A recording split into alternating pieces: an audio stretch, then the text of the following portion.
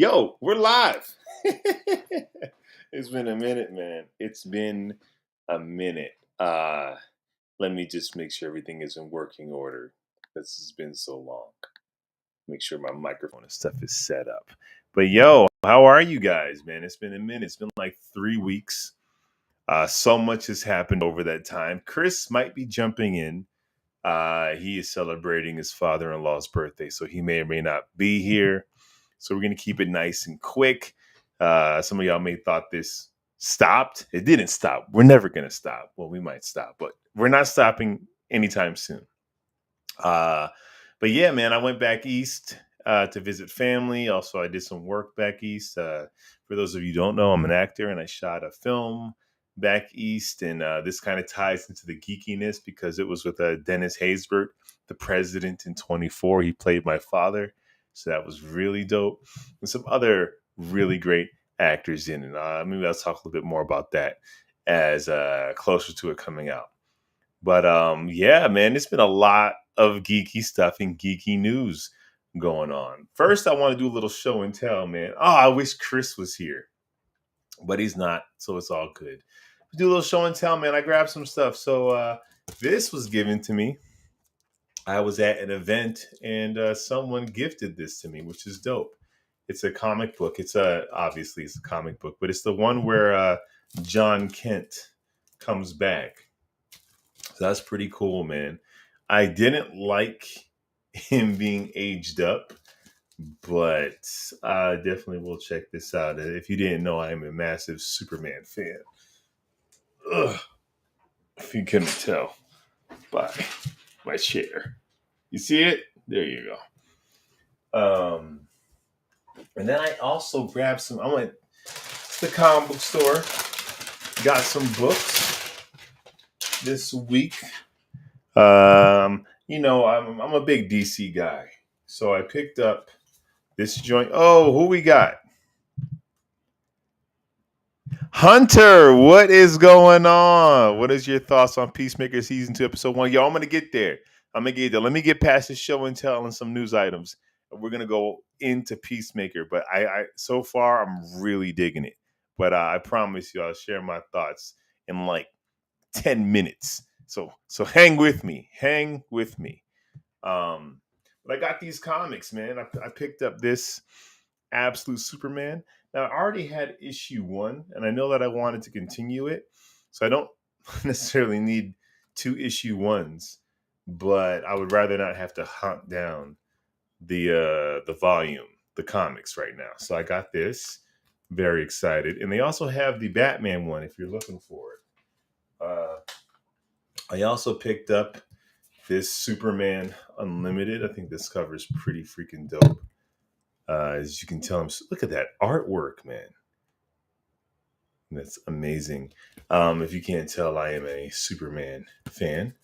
I think I showed you my chair 2 seconds ago. Picked up this one, this Action Comics, which is dope. They kind of retconning, undoing the retcon of Clark being Superboy. So he now was Superboy in Smallville, or a version of Superboy, which is pretty fun, man. I personally like Clark having an almost normal childhood and then kind of discovering his purpose almost in secret until his big reveal as Superman in Metropolis. But I'm always down to see some changes. And of course, had to get the Absolute Batman number 11. This thing is Cook King. I'm behind, but it's so dope. And I got some toys too, man. I got some freaking toys. Now, I found this in the wilderness. I wasn't even going to get him, but I don't actually have an Asbats at all. I don't have an Azrael figure as Batman or as Azrael at all. So when I saw this just hanging on the pegs, so let me scoop this guy up. I think my Bat family is kind of complete now when it comes to McFarlane toys. So I'll eventually do a big, here's my chosen Bat family kind of figures. But excited about this. I think I'll do an unboxing. I'm not sure. I picked up this guy. This is the CT Toys Hush Batman figure. I got this mainly out of curiosity. I need to know, like, how does this compare to the Mayfix joint? Ugh. Like, how does it compare to this guy? So this versus video will be dropping later this week. Mayfix Batman versus CT Toys Batman. Is this one that much better than this one? Keeping their prices into consideration, right? Because if this one is $40 more, I'm sorry, if this one is $40 more than this one, is it worth it? And I mean, even to get the black and gray in the aftermarket right now, it's not going to be $40 more. So that's pretty exciting, man. A lot of these packages came when I was out of town, and I had to do it. I had to grab the Fonjoy Superman figure. I love the movie. I loved it. Saw it twice. Wanted to see it 3 times. Still might see it 3 times in the theaters. Did not buy it on digital because I want the hard copy. Um, and I love it. And McFarlane Toys did a good job, but I think this is the superior 7-inch figure. So we're gonna do a versus between Fonjoy Superman and McFarlane Toys Superman. That will be coming probably Tuesday. That'll probably come out on Tuesday. So yeah, keep your eyes open. But that's like kind of all of my pickups, man. Which is a decent amount. A decent amount. So first up, I want to talk to you guys about. Well, let's just get into it, right, Hunter? I loved the first episode of Peacemaker. Um, I thought the tone is very different than I think season one. Right, we're dealing with a Chris who he really wants to be a hero. Like he's having that existential crisis. Right, he's so self aware, which was very different than he was in season one because he just had no self awareness. So it's very interesting. And okay, I'm going to get into some spoiler territory. And him going into a world where everything is better. Like we've all had that dream, right? Like what if I got the girl, or what if I go into this college, or what if I got this job and they didn't turn me down, like the big what if. And we get to kind of see him live his what if, what he thinks his what if is, which is a celebrated hero. um so I'm very excited, I'm very curious. It feels like, not to glaze it too hard, but it feels like they're doing in Peacemaker what we wanted them to do in other things that they did well, but Peacemaker seems like they're going to really bring it home, right? In Deadpool Wolverine, that idea of the multiverse, and Deadpool wanting to be an Avenger and needing to find his purpose being a hero is very similar to what Peacemaker wants. And already in Peacemaker, it's just allowing itself to not be so jokey, and it's getting pretty dramatic, which I kind of wanted a little bit more for Deadpool, but it's Deadpool, and the idea that the multiverse is here, but it's not just this vast multiverse where you can do whatever. It serves a purpose. It brings him to a reality that might be better than his. So I'm digging it so far. I want to show you guys a picture of this. You Snyder guys are going to be upset. This isn't the picture. One second. Uh, you Snyder guys are going to be upset because he retconned the DCEU. You can see from the top that in the beginning of Peacemaker, they do a recap, and they recap season one.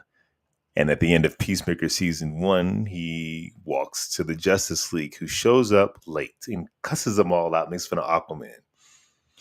And then in this recap, they recap it where it's the Justice Gang It's Zack Snyder's heroes. It's not Henry Cavill. It's David Cornsweat. It's Mr. Terrific. It's Hawkgirl. It's Guy Gardner. It's Supergirl. It's not Wonder Woman, Flash, Aquaman, and Superman. So he kind of like rewrote the end of Peacemaker to fit in the new DCU, and people are kind of enraged about it. I honestly don't know why. Um, in the beginning of the show, it says previously in the DCU. So it's telling you what happened previously in this universe, right? It specifically said in the DCU. It did not just previously on Peacemaker, previously on in the DCU. So James Gunn is letting you know that this is this version previously on.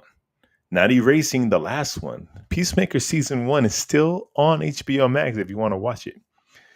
But this is the DCU. So he didn't retcon it. He's just bringing us into a different world, right? And we all know the reasons why the DCEU failed. It didn't work, and James Gunn came in. Peter Safran. You know the whole situation. But if you want an in-universe explanation, there's a multiverse. In this universe, the DCU's universe, not to be confused with the DCEU's universe, they're both universes that are both existing. But in this universe, this Peacemaker, his life is very similar to the one that we saw in the DCEU with minor differences. Those differences are the Justice Gang, not the Justice League. That's how you get your mind around it if you need an in-universe explanation. But James Gunn even said that the events, I mean, even if you look at the Suicide Squad, where they're fighting Starro, and you have the Suicide Squad who have all these powers, and the girl with the mouse, that movie fits in way better with the DCU than the DCEU. I mean, think about it. The DCEU started with Zack Snyder going, we're gonna show like his whole thing was the world wasn't ready for Superman, because it's the first time we're ever seeing aliens. It's the first time we're ever seeing a man like him. And then when we watch the Suicide Squad, they're fighting a giant star in a city. It's only been like probably 5 years since Superman debuted. It works, but tonally it doesn't work. But it works perfectly in this new universe where giant kaijus and imps can just pop up, and it's kind of normal. Metahuman's been around for 300 years. So Peacemaker season 1, although in the DCEU, tonally fits way better in this new universe. But Hunter, I really enjoyed it. I thought it was a lot of fun. And I really appreciate that they're not doubling down on the humor, and they're letting us see like Peacemaker's heart. There's a scene where he's in the new universe, spoiler alert, and he sees his dad. His whole relationship with his dad is different. And his dad basically says he loves him and walks out, and Peacemaker starts crying. And John Cena's like bringing it. He's bringing it as an actor so good. So I'm very excited for Peacemaker. I'm glad that it comes out once a week and it's not just binge. Like each episode matters. Like sometimes I find with binged content that they can get away with a couple episodes that's sort of filler because you're gonna watch it all at once anyway. Versus that once a week where they got to make it so we come back. So I like having something to look forward to. Maybe I'm showing my age. In other news, finally, Blue Eye Samurai season 2 is in production. This freaking show changed my life. This was 2023. It's been a while. It's amazing. It's literally, if this was a film or a TV series, it would have just won all the Emmys, would have won all the Oscars. It is absolutely brilliant. It's going to come out, I think, early 2026. I can't wait. It's amazing. K-pop Demon Hunters, man. So I guess I love this. It's so much fun. And I guess because it did so well, they released it into like 13 to 1,700 theaters. and it gave Netflix its first like number one box office hit. K-pop Demon Hunters, a movie that's already streaming on Netflix, went into theaters after 3 weeks of being on Netflix and gave them their number one. I think they need to get into production for K-pop Demon Hunters too, because I mean the music is great, the animation is great, the fighting is great, the heart is great. I'm definitely down for it. Um, so yo, we got news about the Penguin. So so the Batman is kind of stirring up all kinds of trouble, right? Matt Reeves' Batman, because it was supposed to come out, it got delayed, the script wasn't ready, and now we're not getting word about the Penguin season two. All right, and until enough people, I guess, read the script and like the script, they're not going to say what they're going to do with the Penguin, and they're probably not going to know what they're going to do with the Penguin until they shoot the Batman. Because how can you like get into pre-production for a spin-off series when the sequel ain't even out yet? And it's been a long time. Um, oh, my cousin, man, he's celebrating his father-in-law's birthday. So yeah, I'm solo today. So it's gonna be a quicker show. And next week we should get back to the way things are. But yeah. He'll jump on if he can. But I'm almost done. This is gonna be a quick one. I just wanted to check in with you guys, let you know this thing is still happening.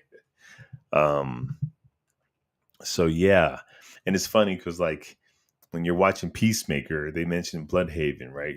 They mentioned Arkham. Like James Gunn is telling you, Batman exists in this world. There is a Gotham. There is all these things. They're doing the clay. They're in pre-production for like the Clayface rated R horror film. So James Gunn is gonna go in the direction of his Batman, whether Matt Reeves is ready or not. So I just need the Batman 2 to like just let's get this stuff out. Uh and I guess the question of whether Matt Reeves is the Batman should be in the DCU. And I think I definitely will. We'll probably talk about it next week if he jumps on next week. I definitely will. Um he's gonna watch it if he hasn't watched it already. What did you think, Hunter? You heard what I thought. I want to know what did you think about Peacemaker at season 2, episode 1? What did you think about it? Um, yeah. Can Pattinson exist in the DCU? Sure. Will it go against what Matt Reeves wants to do, which is a realistic, gritty detective take? Probably. This is like the era of gods and monsters, right? I don't think Matt Reeves wants a legit Mr. Freeze or a legit Clayface in his content. So we'll have to see. I'd be down for it. I mean, we already got a Batman that works in Pattinson. Why restart from scratch? He'll be old enough to have a Damien by the time they're done with all this stuff. So I don't know. I don't know. I want to talk about Superman and Fantastic Four, man. So like Superman, for y'all haters out there, did pretty decent in the box office. It crossed the $600 million mark this weekend. And it didn't touch Man of Steel at 670 million. And I'm not even comparing them. Like, I don't need it to do better than Man of Steel for it to do well. It's also a different time. People aren't going to the theaters as much. Tickets are more expensive. That also means people aren't going to see it. It also came out at a time where superhero films are kind of on a decline when it comes to this cultural relevance.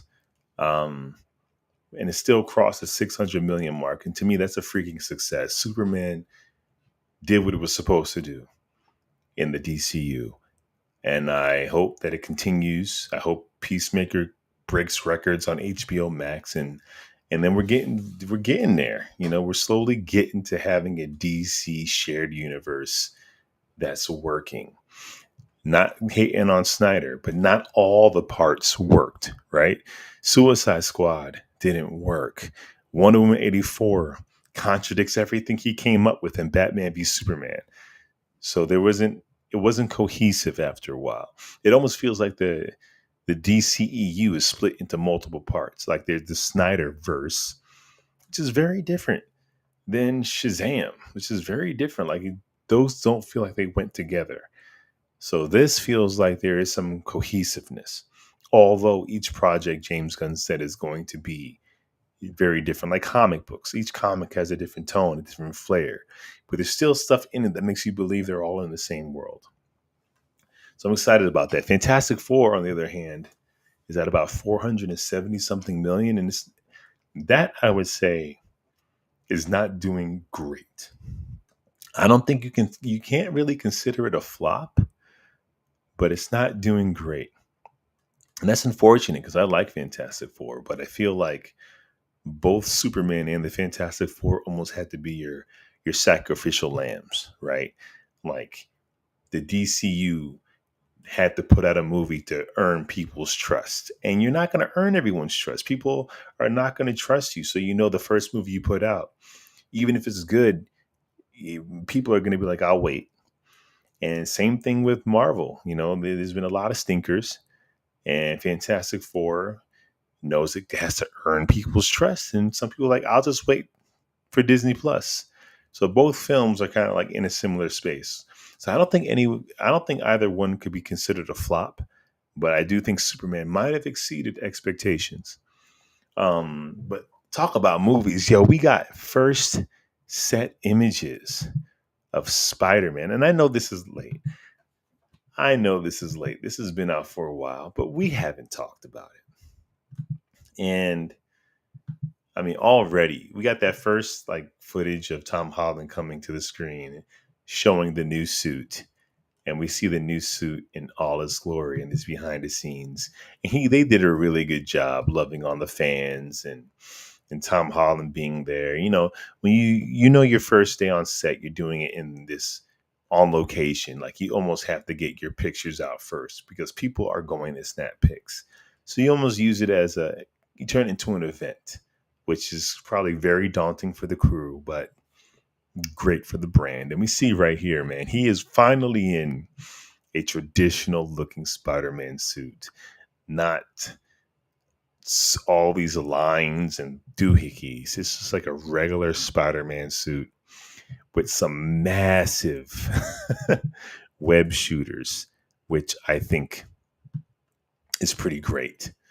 Because this is the do it yourself Spider-Man. This is the suit that he did make at home, and you see him with children right here. And look, this is also behind the scenes. We have no idea what the suit's going to look like if when it's goes through post production. I hope they leave the wrinkles in. I hope they don't make it like so many of Tom Holland's suits were like basically CGI. The way they cleaned it up to the point where there wasn't even a crease in the fabric. I want this to feel more lived in.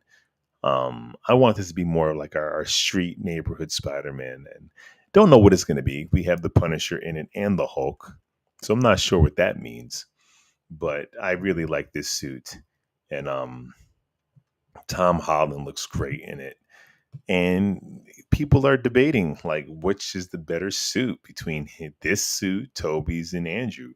I mean, this suit definitely took inspiration from both, and I think that's the point. He found inspiration after, being with his doubles in No Way Home.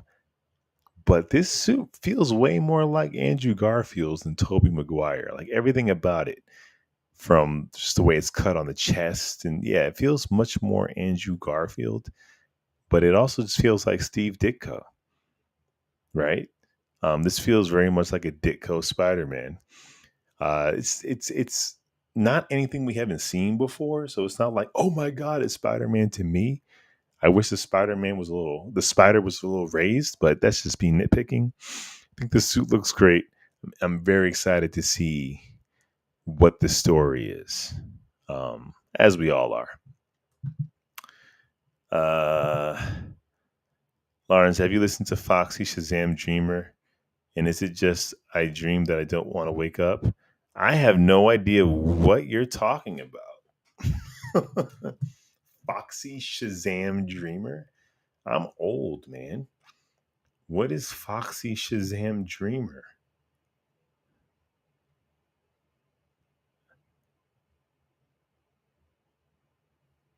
No, I have no no. What is this? I'm afraid to play it because I'll get, I'll probably, it came out in 2020, so I'm sure I've heard it. I'm going to mute myself so I can hear it.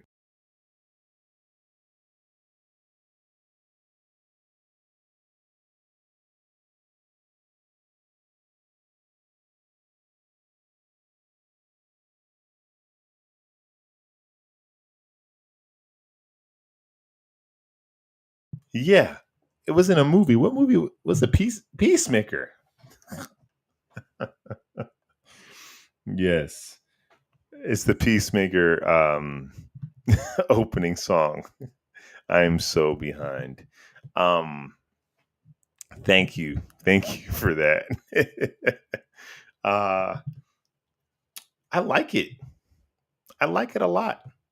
I know people are comparing it to season one, but I think it's supposed to be different. I think it's supposed to give us a foreshadow of what we're gonna feel in a season in this season coming up. So I like the season one. How can you want to taste it? It's fun, but I think it's done on purpose. James Gunn makes his movies to music, so he's not trying to outdo himself. He just found the right song for this season, and if hopefully get a season three, there'll be a different song for that season. Um, but yeah. That's kind of all I got right now, man. I just jumping on real quick to say hello to everybody. Me and my cousin, we jump on every Sunday and we just kind of talk the latest geek news, show off some toys, talk about our comics, just geeking out, talking geek. Um, yeah, the orgy. Um, HBO. Only the way HBO can do it. Because it was a lot you didn't have to use your imagination. It was all out there. Uh, but I'll say this. The boys, we saw the superhero orgy.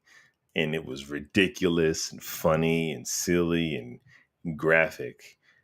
But there was no reason for that to be there outside of just shock value.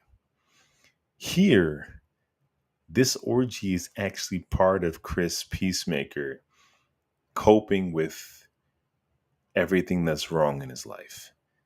And none of it's working. The drugs aren't working. The orgy isn't working. The only thing that works is for him to go to a different dimension, spoiler alert, where he's not a loser. So the orgy still is a plot point.